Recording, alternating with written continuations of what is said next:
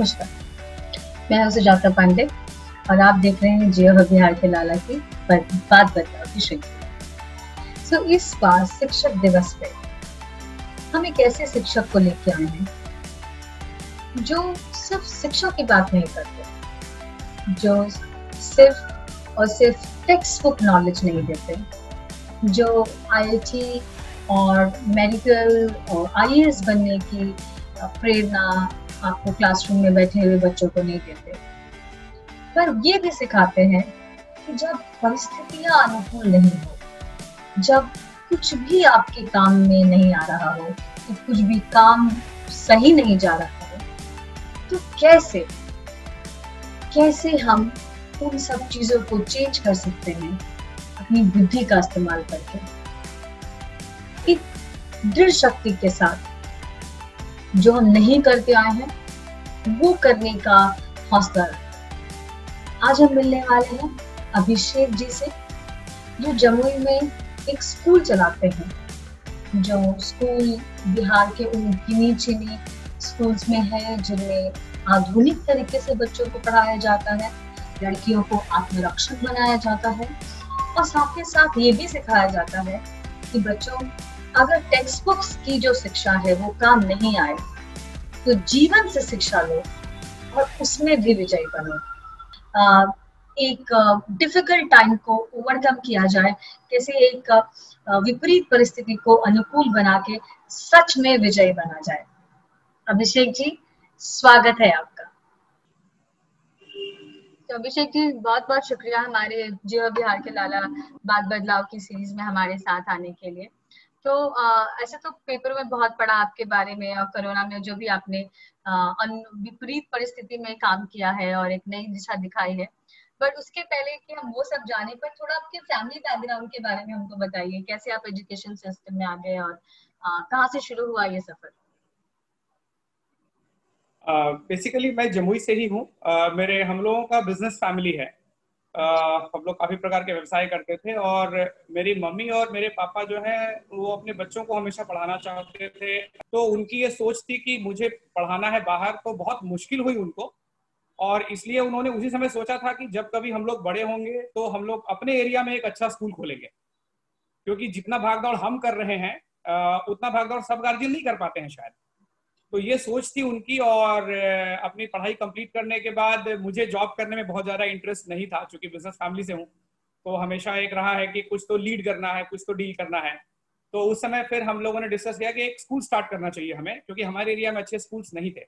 अच्छा। और ये डिसीजन हमने लिया है 2000 में, और 2001 में हमने इस विद्यालय की शुरुआत की। आज के डेट में इस विद्यालय में करीब 1500 बच्चे हैं। और मेरे बड़े भैया जो हैं वो सीतामढ़ी में सेंट जोसेफ स्कूल चलाते हैं, वहाँ पे करीब 2-2,500 बच्चे हैं। तो अभी फिलहाल हम लोग 2 स्कूल चला रहे हैं। और छोटे भाई मेरे गवर्नमेंट ऑफ इंडिया में अभी सर्विस कर रहे हैं। He is an administrative officer in ICAR। He is in Karnal right now. तो that is what the family background is all about. Manidweep academy कैसे अलग है दूसरे स्कूल से? आप बाहर से पढ़ के आए और बाकी सारी फैमिली भी स्कूल चलाना चाहती थी, तो बाकी स्कूल जो थे बिहार में वैसे भी बहुत सारे स्कूल्स हैं, बट ये कैसे अलग है? क्या कैरिकुलम में कुछ डिफरेंस है? देखिए, ये 2 मायनों में बेसिकली अलग है।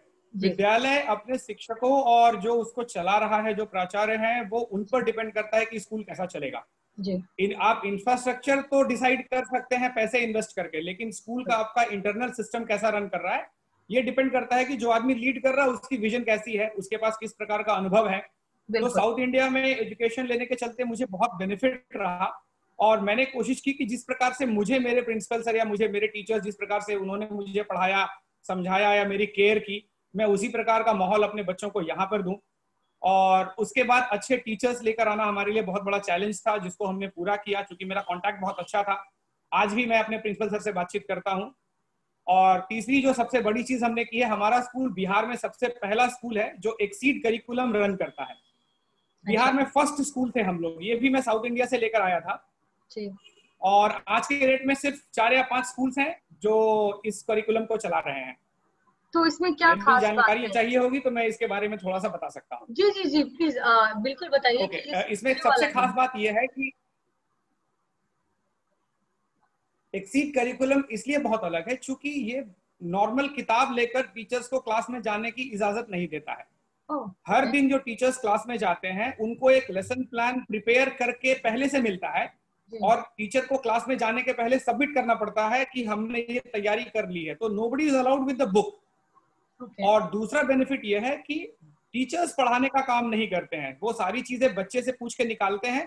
Teachers act only as facilitators, कि उनके नॉलेज को समराइज किया, उनको किया, एक्शन करवाया, एक्टिविटीज करवाई, इस प्रकार का। तो बहुत अलग है ये। इट इज वेरी गुड और बहुत बेनिफिशियल रहा है। पिछले 6 साल से हम लोग कर रहे हैं। जिस समय मैंने शुरू किया था हमारे स्कूल की स्ट्रेंथ सिर्फ 500 बच्चे की थी। आज के डेट में बच्चों का प्रोग्रेस और रिजल्ट देखने के बाद हमारा स्ट्रेंथ 1500 बच्चे पर पहुंच गया है। So it's a very good module. और जो आप ये नया कैरिकुलम लेके आए, पर इसमें जो टीचर्स थे वो टीचर्स अपने बाहर से बुलाए या फिर जो लोकल टीचर्स थे उनको ही ट्रेन किया, कैसे हुआ? बिकॉज उनको तो आदत है स्कूल में पढ़ाने की, जो बच्चों को पढ़ाने की आदत है वो टेक्स्ट बुक से लेके पढ़ाते हैं, या ये लेसन निकालो वो लेसन निकालो और उससे पढ़ाया जाता है। तो वो चेंज कैसे मैनेज किया, वो जो ट्रांजिशन था आपका in new education system versus an old education system, वो कैसे मैनेज किया? Very important question actually. Basically देखिए, जब हम अच्छा पुलाव बनाना चाहते हैं तो चावल हम कितना भी अच्छा बासमती लेकर आ जाएं, लेकिन पानी हम अपने घर के नल का ही यूज करते हैं। तो it's always a combination of both. जैसे कि मैथमेटिक्स और हिंदी टीचर्स आपको बिहार से बेहतर कहीं नहीं मिलेंगे, but when you talk about English, social studies and others, तो फिर हम बंगाल के कुछ टीचर्स हमारे पास हैं, साउथ इंडिया के कुछ टीचर्स हमारे पास है। So you just need to get the right balance. अगर आप एक अच्छा बैलेंस मेंटेन कर पाते हैं तो that would be one good thing. Secondly, ये कंपनी जो है ये किताब देती है, करिकुलम मैनुअल्स देती है, और साल भर आपके स्कूल पे नजर रखती है, इंस्पेक्शन करती है। वो किस दिन दिल्ली से चलेंगे, किस दिन मेरे स्कूल में आकर किस क्लास के अंदर बैठ जाएंगे, मैं भी नहीं जानता हूं। तो there is a good, very good monitoring and hand holding support from the company, which is a very very good thing. और इसके चलते एवरेज टीचर को भी एक प्लान्ड करिकुलम जब मिलता है तो उनको मालूम है कि हमको कम से कम मिनिमम ये क्वालिटी तो डिलीवर करनी ही करनी है। So that is how we were able to do way better than any other traditional methodology school. और इसका रिजल्ट आपको दिखा उनके परफॉर्मेंस पे, स्टूडेंट के परफॉर्मेंस में, या फिर वो दूसरे कॉम्पिटिटिव एग्जाम्स में जब वो जाते हैं और देते हैं तो ऐसा कुछ अंतर दिखा उनके आपके स्कूल के परफॉर्मेंस में? सबसे बड़ी बात बच्चों में जो हमने देखी वो हमने ये देखा कि बच्चे बहुत ही आउटस्पोकन हो गए थे। And they started asking lot of questions, क्योंकि क्लास के अंदर का माहौल चेंज हो गया था। They were no more listeners, they used to ask questions and all। और एक कंप्लेन हमें मिलनी शुरू हो गई कि सर कुछ तो प्रॉब्लम हुआ है आपके स्कूल में, एडमिशन कराने के बाद बच्चा सवाल बहुत ज्यादा पूछता है हमसे घर पे। तो I take it as a compliment कि मेरा बच्चा इंक्विजिटिव हुआ है, और बहुत अच्छा बदलाव जो वो रहा है हमारे बच्चों का। और जैसे कि अभी आजकल कोरोना का टाइम है, तो अभी कैसे आप मैनेज कर रहे हैं स्टूडेंट्स, और कैसे आप उनको कैसे जोड़ के रखा हुआ, या फिर क्या हुआ है स्टूडेंट्स का? कोरोना जब शुरू हुआ था तो शुरुआत में तो हर किसी के लिए नया अनुभव था, तो हम लोगों को समझ नहीं आया कि कैसे क्या करें। हमें लगा कुछ दिन में समाप्त हो जाएगा, लेकिन जैसे ही हमने देखा कि लॉकडाउन की अवधि बढ़ रही है तो अप्रैल फर्स्ट वीक में हमने वर्चुअल मीटिंग शुरू की अपने टीचर्स के साथ कि किस प्रकार से हम लोग वर्चुअल क्लासेस को शुरू करें। पहले हमने ऑफलाइन मोड में शुरू किया, हम लोग वीडियोस को रिकॉर्ड करके बच्चों के व्हाट्सएप ग्रुप हमने क्रिएट किए, हर क्लास का अलग अलग, और होमवर्क सबमिशन के लिए फिर अलग व्हाट्सएप ग्रुप हमने क्रिएट किया, हर सब्जेक्ट का अलग अलग, जिसको टीचर्स हैंडल करते थे। बच्चों को भी थोड़ा यूज टू होने में समय लगा, पेरेंट्स को यूज टू होने में समय लगा। 11 अप्रैल से हमने शुरुआत कर दी, और मई महीने में हमने पहला ऑनलाइन एग्जामिनेशन PT1 बहुत सक्सेसफुली लिया, जिसमें पेरेंट्स जो है वो मेंटर्स बन गए थे। इन्विजिलेटर्स का रोल पेरेंट्स ने प्ले किया, वीडियो ऑन करके हमने बच्चों का एग्जाम लिया, गार्जियन खड़े हैं, हमने क्वेश्चन पेपर दिया, बच्चों ने एग्जाम लिखा, और कागज जो है फोटो खींच के इमीडिएटली डाल दिया। और अब हमने बेसिकली जूम का जो वर्जन है, अपना कमर्शियल वर्जन, वो परचेज किया है, और क्लास 3 से ऊपर 10 तक सभी टीचर्स जो हैं वो जूम ऐप के थ्रू पढ़ाते हैं। होमवर्क सबमिशन अभी भी व्हाट्सएप ग्रुप में ही होता है। 2 से लेकर नर्सरी तक के जो बच्चे हैं उनको अभी भी हमने ऑफलाइन मोड पे ही रखा है, और उनको रिकॉर्डेड वीडियोस भेजकर और हम लोग सारा पढ़ाते हैं। बच्चे डाउट पूछ सकते हैं व्हाट्सएप ग्रुप में, और अगले दिन बच्चे फोटो खींच के होमवर्क सबमिट करते हैं, टीचर्स उसको करेक्शन करते हैं और कमेंट्स को व्हाट्सएप ग्रुप में ही डाल देते हैं। कि आपने क्या गलती की, क्या कैसे नहीं की। तो 2 तक ऑफलाइन मोड है, 3 से 10 तक ऑनलाइन मोड है।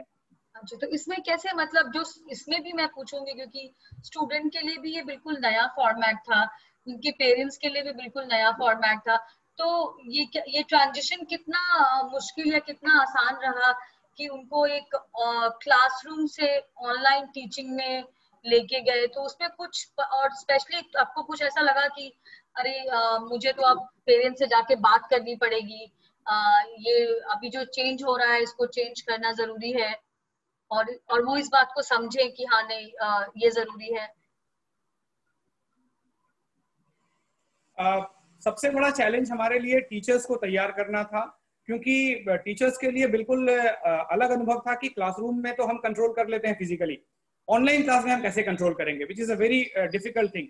और बच्चे जो हैं वो बहुत एक्साइटेड रहते हैं, खासकर टेक्नोलॉजी को लेकर। तो बड़े बच्चों में तो हमें कोई खास दिक्कत नहीं हुई, they were already into Facebook, WhatsApp and other social media platforms. तो क्लास 5 एंड अबव हमें ज्यादा प्रॉब्लम नहीं हुई, we were able to communicate.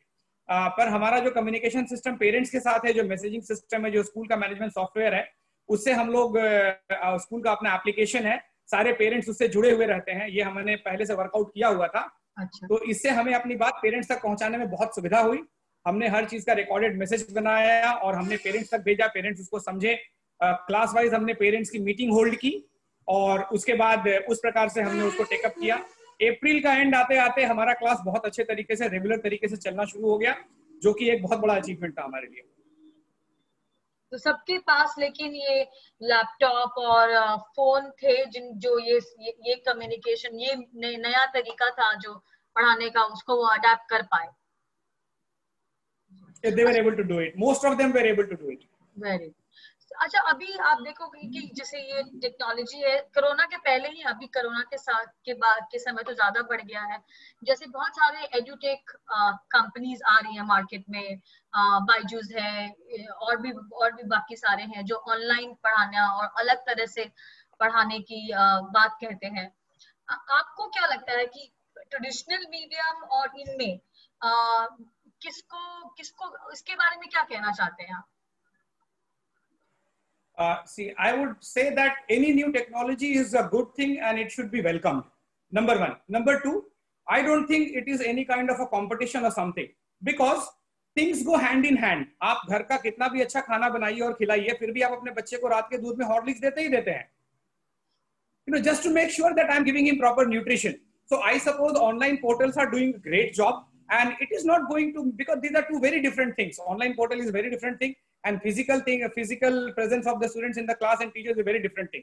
तो ये दोनों एक दूसरे के लिए किसी भी प्रकार से कंपटीशन नहीं है, ये दोनों एक दूसरे कॉम्प्लीमेंट करते हैं। और लॉकडाउन ने, कोविड-19 का लॉकडाउन ने ये बता दिया है कि टेक्नोलॉजी और स्कूल और बच्चे और पेरेंट्स ये आपस में एक बहुत अच्छा पार्टनरशिप कर सकते हैं, जिसका सुंदर रिजल्ट हमें पूरे इंडिया में देखने को मिल रहा है। तो आई टोटली सपोर्ट इट। एक मतलब क्योंकि मैं बहुत सारे ग्रुप से जुड़ी हुई हूँ, कुछ मॉम्स के ग्रुप्स भी हैं, पेरेंटिंग ग्रुप्स भी हैं, तो ये एक बहुत डिस्कशन पॉइंट है कि ऑनलाइन क्लासेस तो सब ठीक है, कोर्सेस बच्चों को पढ़ना भी चाहिए और teachers are also putting lot of effort. वो टीचर्स जिन्होंने कभी पहले शायद लैपटॉप नहीं यूज किया था, वो लोग सीख रहे हैं, नए नए तरीके ला रहे हैं, हैक्स लगा रहे हैं। बट एक चीज है कि छोटे बच्चे, मतलब छोटे बच्चे इन द सेंस कि इवन 10th तक भी उनका कम से कम वो 4 से 5 घंटे कंप्यूटर के सामने बैठे हुए हैं और पढ़ रहे हैं, क्योंकि उनकी, तो उसमें उनकी आंखों पे और उनके हेल्थ पे और जो उनका कंसंट्रेशन लेवल है, और दूसरा वो बहुत ऑब्वियसली वो कोरोना की वजह से वैसे भी घर से बाहर नहीं था, बट फिर भी अब बहुत ज्यादा जिस तरह से पेरेंट्स बोलते थे नहीं मोबाइल ज्यादा नहीं यूज करना है या टीवी ज्यादा नहीं देखना है, अब तो वो नेसेसिटी हो गया है आज का जो सिस्टम है। तो उसमें आप क्या कहोगे as a teacher, as a principal, आप क्या संदेश देना चाहोगे वैसे पेरेंट्स को जो बहुत वरीड हैं लेकिन उनके पास कोई रास्ता नहीं है कि वो करे तो क्या करे? यू आर वेरी ट्रू कि पेरेंट्स के पास चॉइस नहीं है, ये बात बिल्कुल सही है। शुरुआत में हमने रेगुलर क्लासेस रखे थे और कंटिन्यूअस क्लासेस रखे थे, लेकिन हमने रियलाइज किया कि हमारे बच्चों के लिए अच्छा नहीं हो रहा, it is not good for our kids. तो अब हमने उसको ब्लॉक्स में बांट दिया है। सुबह एक सेशन चलता है, उसके बाद 1-2 घंटे का गैप हम देते हैं, फिर दोपहर को सेशन चलता है। इस प्रकार से हमने अलग अलग ब्लॉक्स को बांट दिया है। वर्कलोड थोड़ा सा हमने घटा दिया है। कोरोना के चलते जो सिलेबस है उसमें कटौती की गई है ताकि बच्चों को थोड़ा सा कंपैरेटिवली कम पढ़ना पड़े।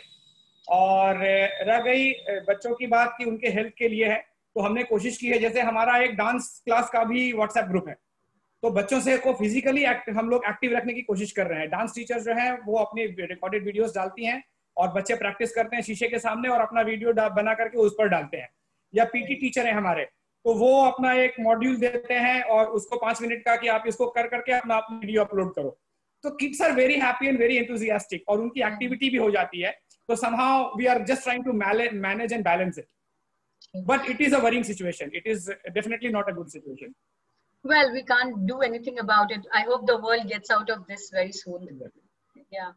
अच्छा, अभिषेक जी, आपके बारे में जो मैंने इंट्रोडक्शन में बताया है दर्शकों को कि हमने खबर पड़ी कि आप एक नई तरीके से कोरोना का मुकाबला आपने किया और एक नई दिशा दिखाई बहुत सारे लोगों को कि जरूरी नहीं है कि जब सब तरफ अंधकार हो तो हमको बिल्कुल हार मान लेनी चाहिए। हमको जो विपरीत परिस्थितियां उसको कैसे उसको अपने अनुसार ढालना चाहिए और एक स्वावलंबी बनना भी मेरे को लगता है कि वो सिखाता है।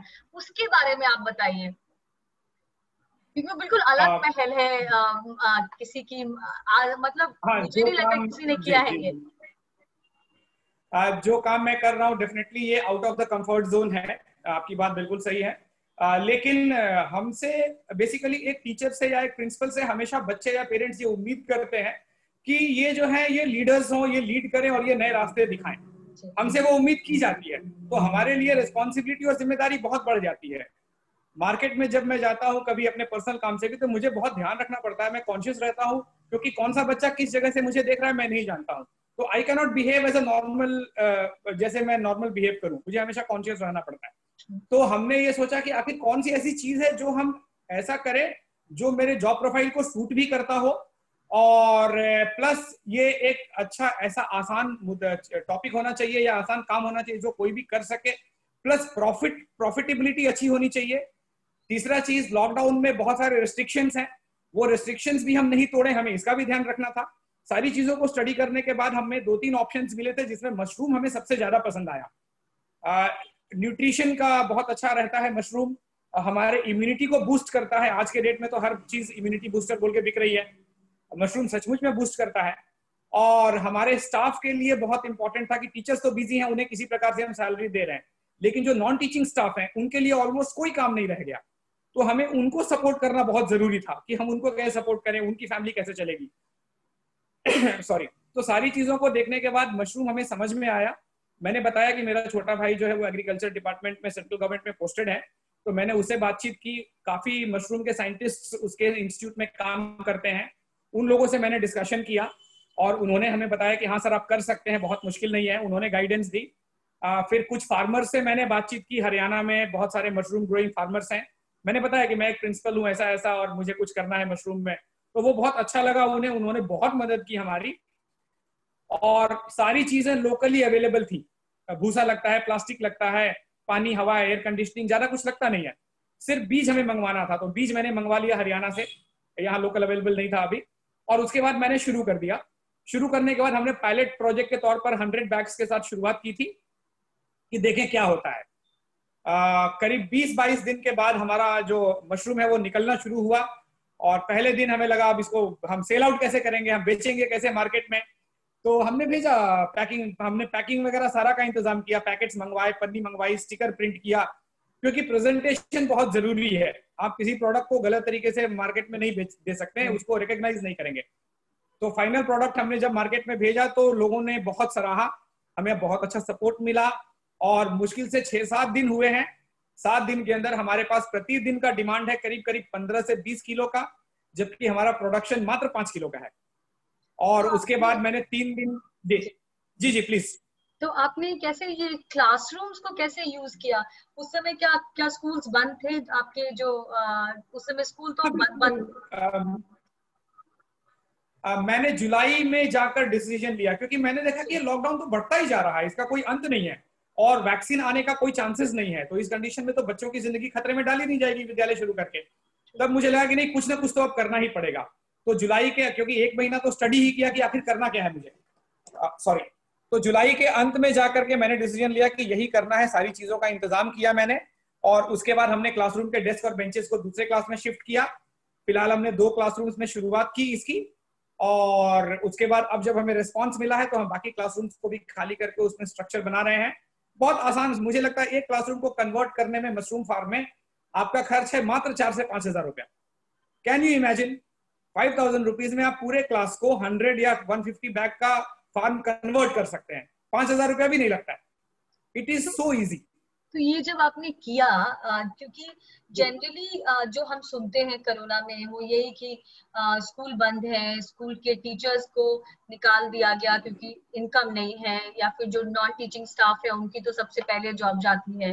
बाकी भी ऐसा ही है, बाकी में दूसरे जो व्यवसाय हैं सारे दुकानें बंद है, सब चीज बंद है, रेस्टोरेंट बंद है, कुछ नहीं चल रहा है।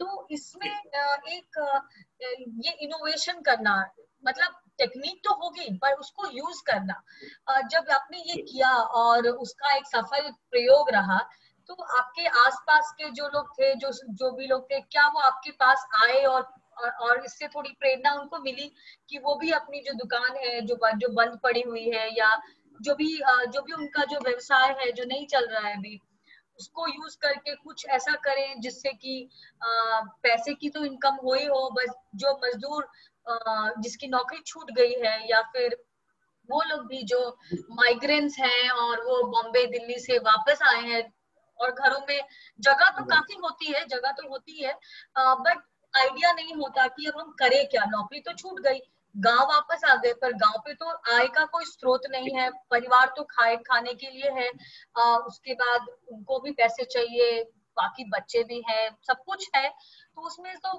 आय की तो जरूरत होती है सबको।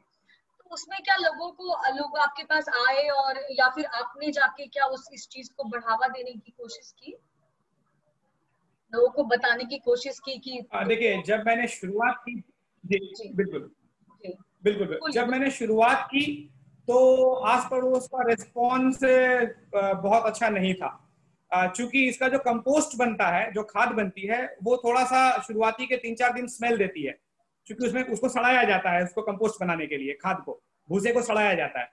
तो थोड़ी बहुत परेशानी पड़ोसियों की हुई, हालांकि चूंकि वो समझते हैं विद्यालय है तो उन्होंने कुछ बोला नहीं, लेकिन मुझे लगा कि वो लोग डेफिनेटली परेशानी में है, मैं खुद भी परेशानी में था स्मेल से।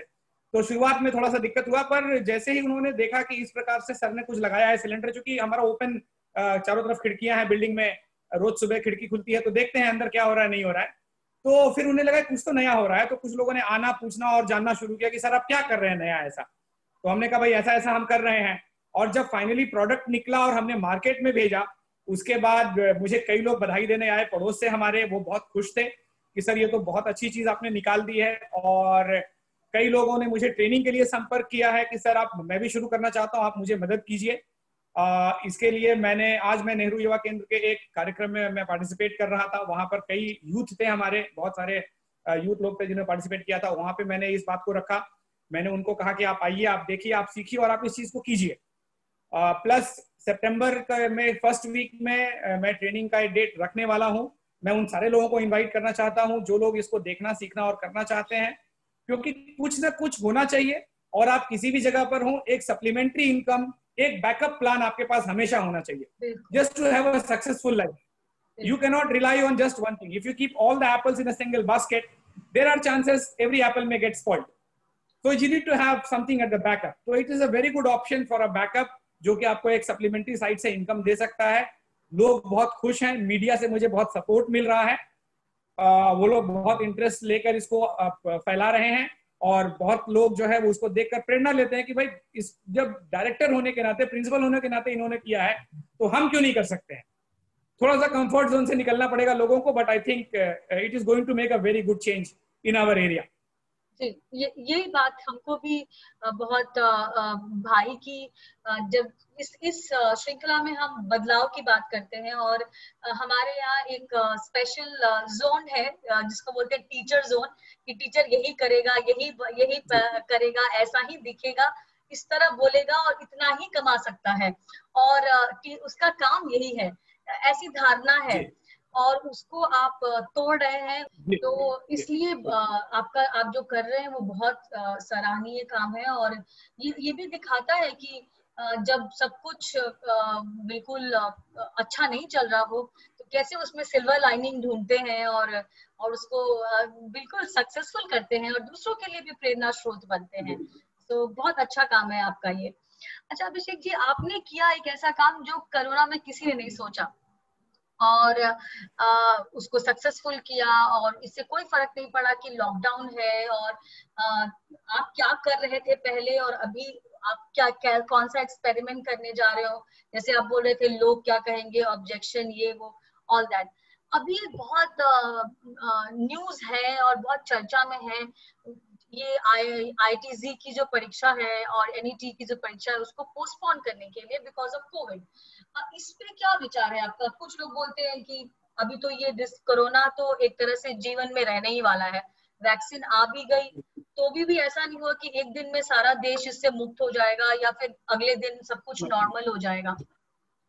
दूसरा साइड ये कहता है कि क्योंकि कोरोना है, बाढ़ है और सारे बच्चों को एक्सेस नहीं है डिजिटल पे पढ़ने का या फिर बुक से, बाकी चीजें भी हैं, तो ये एग्जाम लेना ठीक नहीं होगा। तो इन दोनों के बीच में आप कहाँ, आपकी क्या क्या विचार है, आपके क्या विचार हैं इस बारे में? मैं अपने पर्सनल विचार इस पर अवश्य बताऊंगा आपको। बेसिकली आपने खुद इसका जवाब दे दिया कि corona is going to be here for a long time now. You know we can not out rule कि अब कोरोना खत्म हो जाएगा या कल वैक्सीन आएगा और खत्म हो जाएगा। तो मुझे लगता है अगर आप अपने शहर में निकले या मैं अपने शहर में निकलूं, जो मार्केट खुल रहा है, जिस प्रकार से लोग ट्रैवल कर रहे हैं, एक दूसरे के साथ सटते हैं, मिलते हैं या परचेस करते हैं, ये सारी एक्टिविटीज चल रही हैं। ऐसा नहीं कि ये चीजें नहीं चल रही हैं। और बच्चों का फ्यूचर बहुत इंपॉर्टेंट है हमारे लिए। जिस प्रकार हमने स्कूल बंद हुआ तो ऑनलाइन मोड पे आ गए, तो उस प्रकार से अभी जागरूकता भी बहुत ज्यादा आ गई है। मेडिकल फैसिलिटीज में इंडिया में जबरदस्त इजाफा हुआ है। पिछले 5-6 महीने में बहुत जबरदस्त काम किया है हर राज्य सरकार ने और भारत देश की सरकार ने भी।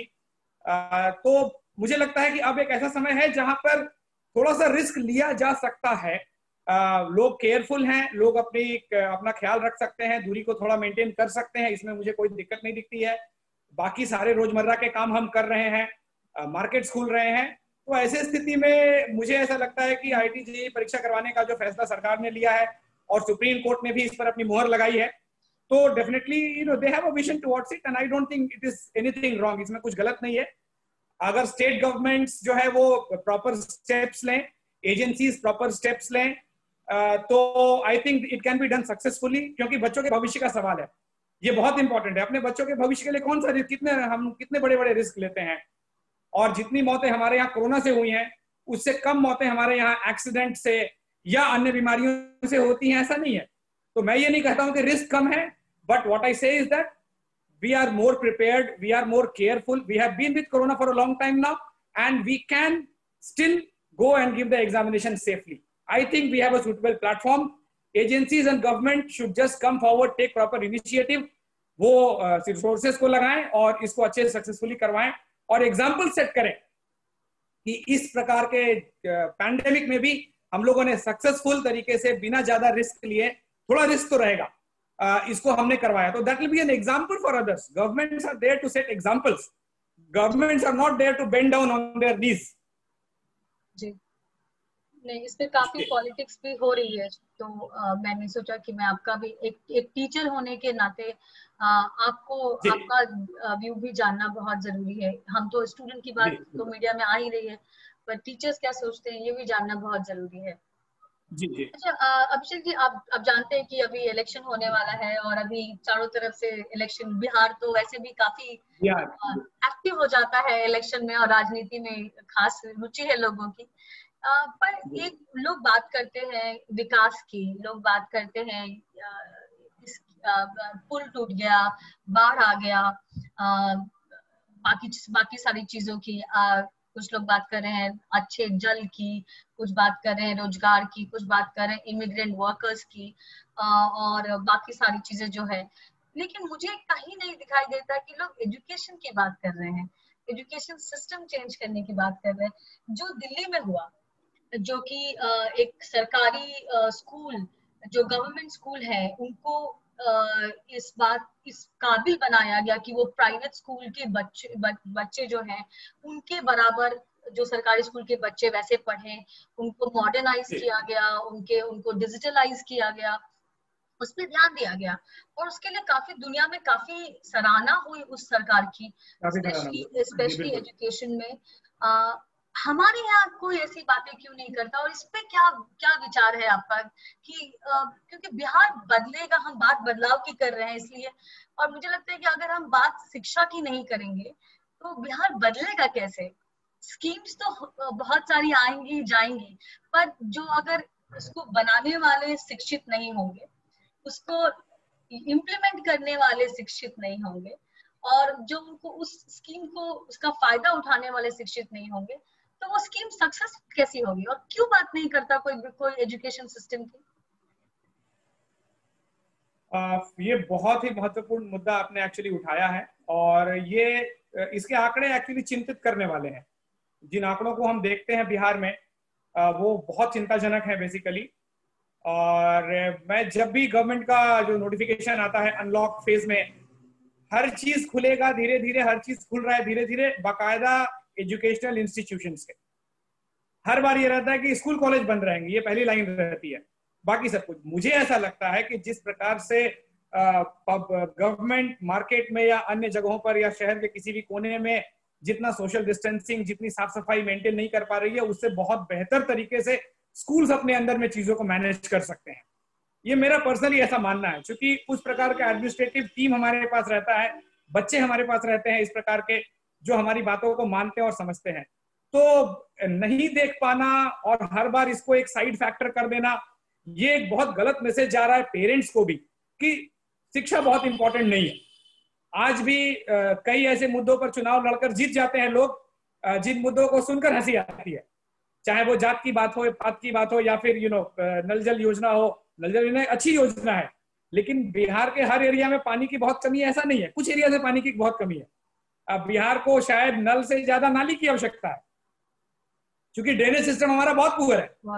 तो आई डोंट से गवर्नमेंट की पॉलिसीज है, गवर्नमेंट अच्छा काम कर रही है, कम से कम पहले जो सरकार थी, अभी जो सरकार है, तो बिजली, सड़क, पानी, इन चीजों में तो बेहतर है, तो मैं गवर्नमेंट को क्रिटिसाइज नहीं करूंगा। लेकिन सरकार को इस मामले में डेफिनेटली संज्ञान लेना चाहिए, और सरकार जब एजुकेशन को बढ़ावा देने की शुरुआत करेगी तभी जाकर के भला होगा।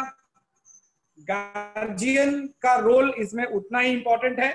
आप देखेंगे आज के डेट में जो गार्जियन अपने बच्चे के डिसिप्लिन को लेकर के बहुत स्ट्रिक्ट रहते हैं, कड़ा रहते हैं, कड़े कदम उठाते हैं, उनके बच्चों में वो संस्कार आपको दिखेंगे।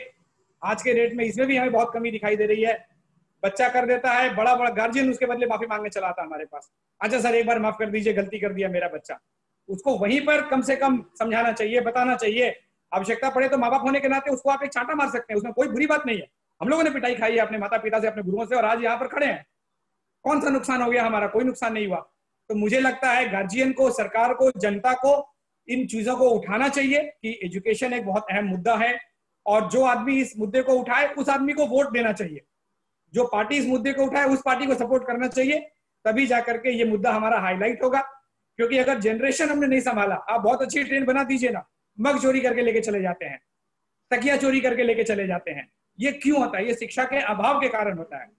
तो आप शिक्षित कीजिए, आपका नॉर्मल ट्रेन से एक नट भी कोई नहीं चुराएगा। इसीलिए मुझे लगता है सरकार को इसमें और ज्यादा काम करने की आवश्यकता है। अभिषेक जी, एक चीज और मैं पूछना चाहूंगी कि आपका स्कूल है और आप एजुकेशन में काम कर रहे हैं, कुछ ऐसा चेंज आप लाना चाहेंगे जैसे जिस तरह से हमारे यहाँ सिर्फ कुछ सेक्टर्स का जो जॉब होता है उसको प्राथमिकता दी जाती है और बाकी चीजों को इतनी ज्यादा प्राथमिकता नहीं दी जाती, शायद बच्चों को भी इतना सपोर्ट नहीं मिलता, पेरेंट्स का भी नहीं मिलता, चाहे वो अगर बहुत अच्छे अगर सिंगर हैं, गायक हैं, या फिर संगीतकार हैं, या पेंटर हैं, या चलो कह दो कि रेडियो जॉकी अगर उनकी आवाज बहुत अच्छी है और वो करना चाहते हैं या फिर कुछ और करना चाहते हैं, तो वो माहौल नहीं बनता, उनको उतना इंकरेजमेंट नहीं मिलता। मैं सबकी बात नहीं कह रही हूँ, मैं हो सकता है कि 5% लोग चेंज हो रहे हो बाहर के अपने रिलेटिव्स को देख के या बाहर की दुनिया देख के, डिजिटल देख के, बट बाकी जो 95% है, मैं उसमें अभी भी कुछ खास चेंज देखती नहीं हूँ। लोग अभी भी सरकारी नौकरी ही करनी है ये सोच के अपने बच्चों को बोलते हैं कि कुछ तो निकाल लो, इसका एग्जाम दे दो, उसका एग्जाम दे दो, ऐसे कर लो। तो और उससे क्या होता है कि काफी ज्यादा बच्चे उसके लिए बैठे रहते हैं, वो एग्जाम पे एग्जाम दिए जाते हैं, और उसके अगर वो उस चीज के लिए नहीं बने हैं तो वो उसके लिए सक्सेसफुल नहीं होंगे उसमें। अब it's like we are trying to जज a fish by its ability to climb the tree. And that's what happens.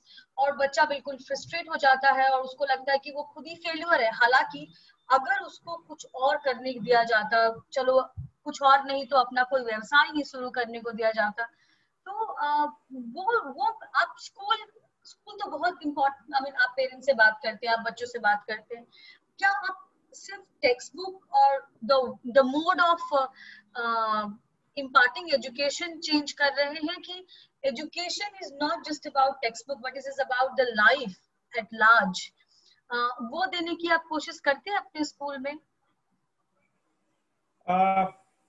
देखिए, इसका जवाब मैं बेसिकली दो अलग अलग पॉइंट्स में दूंगा, क्योंकि सबसे पहला पॉइंट जो आपका है कि जो सिस्टम चला आ रहा है हमारा पुराना, पेरेंट्स भी उससे चेंज होना नहीं चाहते हैं, उनको भी रिजल्ट चाहिए, नौकरी चाहिए, और ओवरऑल समाज जो है वो भी इसको करने की परमिशन नहीं देता है जी। या अगर देता है तो सपोर्ट नहीं करता है बेसिकली। तो मेरा ऐसा मानना है कि अभी जस्ट गवर्नमेंट ऑफ इंडिया ने NEP लागू का ड्राफ्ट लेकर आए हैं, वो new education policy. I think they have done a ट्रेमेंडस good job in that. वो पूरी पॉलिसी हमने पढ़ी है, 2-3 वेबिनार्स हम लोगों ने अटेंड किया उस पर, और उसमें जिस प्रकार की फ्रीडम बच्चों को दी जा रही है at a very early stage, जिस प्रकार के ज्यादा चॉइसेस उनको दिए जा रहे हैं, मदर टंग को जो हाईलाइट किया जा रहा है up to grade 5, these are amazing good changes जो हमारे बच्चों को ज्यादा अलग अलग तरीके के जॉब्स टेकअप करने में उनको एनेबल करेंगे, रादर देन कि या तो इंजीनियर बनना है या डॉक्टर बनना है, नहीं तो जिंदगी तुम्हारा बर्बाद हो गया। तो दैट इज डेफिनेटली चेंजिंग। थोड़ा सा जैसे जैसे एजुकेशन बढ़ेगा, शिक्षा बढ़ेगी समाज में, मुझे लगता है सोशल मीडिया एक बहुत अच्छा प्लेटफॉर्म है इसके लिए, जो ये बदलाव ला रहा है। सोशल मीडिया प्लेटफॉर्म के चलते हमारे बच्चे छोटे शहर में रहकर भी बंबई में या किसी भी बड़े शहर में अपने टैलेंट को आज के डेट में दिखा रहे हैं, क्योंकि आपको इसके लिए वहां फिजिकली ट्रैवल करने की जरूरत नहीं होती। आज बिहार जमुई के इतने छोटे से जगह में मैंने किया है, और आज एक सोशल मीडिया का इस्तेमाल करते हुए इस रिकॉर्डिंग को कई लोग देखेंगे और कई लोग इसे इंस्पायर होंगे। तो I think social media is a very good platform. Media of all kinds is a very very good platform till the time they are doing a very honest job. रह गई बात लोगों की, सरकार को भी इसमें इस प्रकार के कदम उठाने बहुत जरूरी है कि वो NEP लागू करें। उसके साथ उनको और कुछ लगता है, क्योंकि हर स्टेट अलग है। इंडिया हमारा बहुत एक अमालगमेशन है बहुत सारी डिफरेंट चीजों का। तमिलनाडु में जो चीजें फिजिबल हैं वो बिहार में फिजिबल नहीं है। हमारे बच्चे अलग हैं, साउथ के बच्चे अलग हैं, यूपी के बच्चे अलग हैं। तो स्टेट गवर्नमेंट को इसमें और कुछ एडअप करना चाहिए अपने लोकल चीजों को ध्यान में रखते हुए, और बच्चों को ज्यादा से ज्यादा फ्रीडम देना चाहिए। पेरेंट्स को अवेयरनेस की जहां तक बात आती है, मुझे लगता है कि स्कूल्स एक बहुत इंपॉर्टेंट रोल इसमें प्ले कर सकते हैं, जैसा हम लोग करने की कोशिश करते हैं। हमारे यहाँ हर रिजल्ट डे के दिन पेरेंट्स मीटिंग होती है। आप जब तक आएंगे नहीं, अपने बच्चे का रिजल्ट नहीं लेंगे, तब तक रिजल्ट के बाद आपको परमिशन नहीं मिलेगा आपके बच्चे को क्लास के अंदर जाने का, जब तक कोई जेन्युइन कारण नहीं हो। हमने बहुत स्ट्रिक्ट है इसको लेकर के, 90% से ऊपर प्रेजेंटी होती है हमारे यहाँ। और उस समय हम लोग उस चीज को बातचीत करते हैं। लड़कियों के लिए सेल्फ डिफेंस का क्लासेस हो, डांस के क्लासेस हो, बच्चों के लिए अपॉर्चुनिटीज हो सॉरी, बहुत सारे हमारे कॉम्पिटिटिव एग्जामिनेशंस जो लोअर स्केल से चलते आ रहे हैं, ओलंपियाड से हमारे बहुत सारे जिसमें बच्चे पार्टिसिपेट करते हैं। सिंगिंग वाले बहुत सारे कॉम्पिटिशन्स हैं जिसमें बच्चों को यहाँ से हम लोग भेजने की कोशिश करते हैं। गेम्स का जो एसोसिएशन है हमारा जमुई के डिस्ट्रिक्ट लेवल पे, उसमें हमारे 3 बच्चे अच्छे से पार्टिसिपेट कर चुके हैं। एक बच्चा फिलहाल अभी जस्ट कुछ दिन पहले नेशनल में घुसा है। तो I think every district is doing a good job. Schools थोड़ा सा इंटरेस्ट लें, पेरेंट्स को कॉन्फिडेंस में लीजिए, क्योंकि पेरेंट्स टीचर्स की बात पर बहुत भरोसा करते हैं। तो टीचर्स को थोड़ा सा रोल प्ले करना पड़ेगा, गवर्नमेंट थोड़ा सा सपोर्ट कर दे और पेरेंट्स अपना सहयोग दे दे, तो मुझे लगता है the change will come faster. और जैसे कि आप बता रहे थे, तो आपके स्कूल में पर्सनालिटी डेवलपमेंट पे भी ध्यान दिया जाता है, क्योंकि वो बहुत बड़ा फैक्टर है बिहार में। उनको नॉलेज बहुत होती है, जैसा कि हमने पहले भी जब हम बात कर रहे थे, तो हमने कहा कि वो क्रैक तो सब कुछ कर लेते हैं, आई मीन आईआईटी क्रैक कर लेते हैं, और उसमें हाईएस्ट नंबर्स होते हैं, आईएएस क्रैक कर लेते हैं, बाकी सारे। बट एक जो वो होती है पर्सनालिटी, जो जो कम्युनिकेशन स्किल होती है, जो उनको सेल्फ कॉन्फिडेंस होना चाहिए, especially small town boys and girls, when they come they are full of confidence, but वो थोड़ी सी personality development की जो जरूरत होती है, क्या उस पे ध्यान देते हैं आप अपने स्कूल में? Very very important question ma'am, बच्चों के लिए खास करके। बेसिकली एजुकेशन जितना जरूरी है, एजुकेशन के मतलब को समझना उतना ही जरूरी है। कुछ लोग जो इसको किताब तक सीमित रख देते हैं, प्रॉब्लम वहीं से शुरू होती है। It is about personality, it is about character building, it is about growing self confidence and everything. तो इसके लिए बच्चों को जब तक आप वेरियस एक्टिविटीज में नहीं इन्वॉल्व करेंगे, तब तक ये चीज नहीं हो पाई। They might get very good result, but outside a particular limit they don't know how to act. तो इसके लिए सैटरडेज जो है हमारा, वो बहुत डिफरेंट होता है। We have got multiple clubs, जैसे मेरे स्कूल में हम लोग बहुत क्लब्स अटेंड करते थे, हैदराबाद के स्कूल में मैंने वो सारा सिस्टम यहाँ पे लागू करके रखा हुआ है।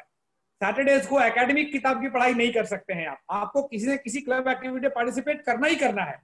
आप लाइब्रेरी क्लब में जाइए, कंप्यूटर क्लब में जाइए, आप आर्ट एंड क्राफ्ट में जाइए, आप इंग्लिश क्लब में जाइए, कहीं भी जाइए, साइंस क्लब में जाइए, but you have to go. You can imagine we have a robotics club हमारे जमुई शहर में, इस विद्यालय में। मुझे लगता है बिहार के बहुत लिमिटेड स्कूल्स में एक रोबोट होगा। मैंने बाकायदा साउथ कोरिया से इंपोर्ट करवाया है उस रोबोट को, क्योंकि मैं चाहता था कि बच्चों को एक्सपोजर बहुत अच्छा मिले। उनको ये नहीं लगे कल को कि भाई अच्छा ये तो रोबोट ऐसा होता है, हमको तो मालूम ही नहीं है, मेरे स्कूल में तो था ही नहीं। तो I think we are trying to work very hard, हम काफी कड़ी मेहनत करने की कोशिश कर रहे हैं। But yes, change is always slow and it takes time, क्योंकि ड्रास्टिक चेंज जो होता है वो हमेशा अच्छा नहीं होता है। It is better that change comes at a slow pace and it is always a good change. तो बाकी स्कूल्स भी इस चीजों को करें, इन चीजों को देखें, क्योंकि एक दूसरे को देखकर ही सीखते हैं। पहले बहुत कम स्कूलों में कैमरास लगते थे, आज के डेट में आपको 50% स्कूलों में सीसीटीवी कैमरास मिलेंगे। तो देख देख कर आदमी सीखता है। तो आज मैंने किया है, कल को कोई और करेगा, परसों को कोई और करेगा। तो that is how it should be. इसी प्रकार से हमें इस चीज को आगे बढ़ाना चाहिए, और हम लोग इसमें काफी अच्छा काम कर रहे हैं। अच्छा अभिषेक जी, आप बहुत जगहों पे रहे हैं और वापस फिर अब जमुई आए, और इसमें कभी आपको लगा कि बिहारी होना और आपको एक प्रेजुडिस का सामना करना पड़ा कि अच्छा ये तो बिहारी है और इसके पास कहाँ होगा आइडिया ये सब? अगर आप किसी कॉन्फ्रेंस में जाते हैं या उसको अगर आप लीड करते हैं या कुछ करते हैं, ऐसा कभी हुआ आपके साथ भी? मुझे बचपन में इसको थोड़ा ज्यादा फेस करना पड़ा था, क्योंकि स्टैंडर्ड 4 से ही मुझे बिहार के बाहर भेज दिया गया था। Thanks to my mom and dad, जिन्होंने उस समय ऐसा डिसीजन वो ले पाए और एक छोटा सा बिजनेस करके चारों बच्चों को उन्होंने बाहर पढ़ाया। तो वहां फेस करना पड़ा। हमारा प्रोनाउंसिएशन स्किल्स बहुत पुअर होता है।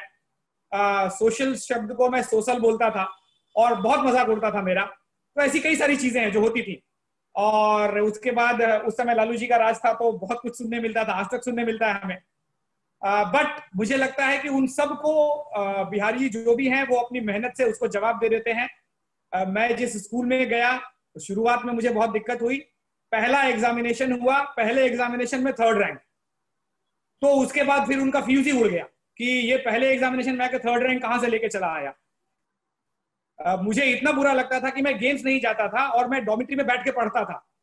मेरी शिकायत डायरेक्टर तक की गई कि सर ये गेम्स नहीं कर रहा, ये खाली पढ़ाई करता है। तो मैंने डायरेक्टर सर को बताया कि सर मेरे साथ प्रॉब्लम है, मुझे गेम्स में उतना इंटरेस्ट नहीं है। और मुझे लगता है हमने हमेशा प्रूव किया है अपने आप को। आप बिहार के किस पार्ट से हैं मैडम? मैं आरा से हूँ। आप आरा से हैं, ठीक है। एग्जैक्टली, आरा, बलिया, छपरा, ABC 3 ही तो बहुत फेमस जिला है। मेरी मम्मी छपरा से है बेसिकली। तो आरा हो, जमुई हो, या ऐसा कोई भी जगह हो, हम लोग यहीं से निकले हैं, यहीं से पढ़े हैं, यहीं से बड़े हैं और यहीं से आज अपनी जिंदगी में यहाँ पर हैं। तो यस, प्रेजुडाइज होते हैं, प्रॉब्लम्स होती हैं। अभी 2-3 साल पहले एक कॉन्फ्रेंस अटेंड किया गया था। इंडिया में टॉप 60 स्कूल्स को सिलेक्ट किया गया था। एक सीड के जो स्कूल्स हैं, करीब इंडिया भर में 1500 स्कूल्स हैं। उसमें से टॉप 60 स्कूल में हमारे स्कूल का चयन हुआ, बिहार से इकलौता। पूरे ईस्ट जोन में सिर्फ 3 स्कूल, कोलकाता से 2 स्कूल थे, एक बिहार से मैं था, इकलौता। और हमारा ये कॉन्फ्रेंस जो है वो मलेशिया में हुआ था। तो I think these are tremendous achievements and these are very good examples, and these are a very good answer to the people who think that Biharis are not they are not good at everything, and they might not be able to lead as other people are able to do.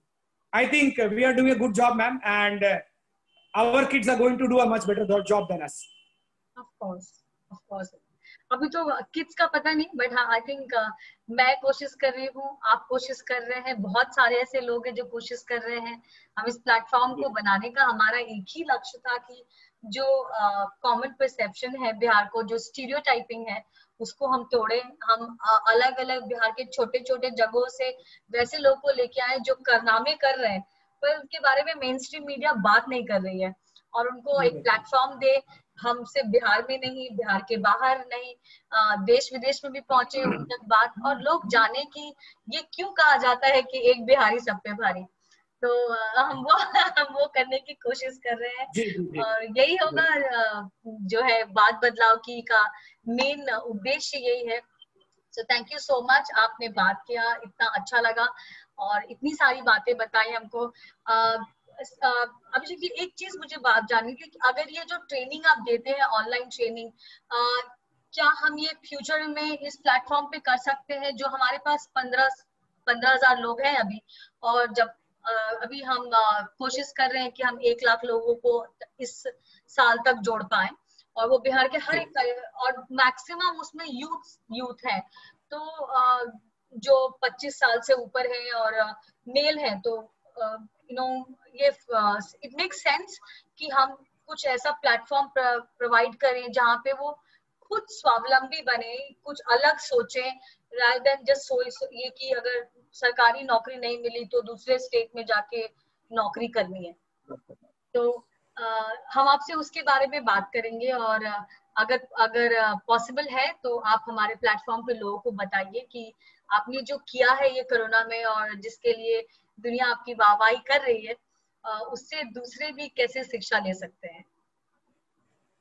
जी बिल्कुल, मैं कोई trainer नहीं हूँ, मैं बता दूं, मैंने अभी जस्ट सीखा है और मैं अपने अनुभव शेयर कर सकता हूँ डेफिनेटली, जिससे उनको मदद मिलेगी परेशानी से दूर हटने में।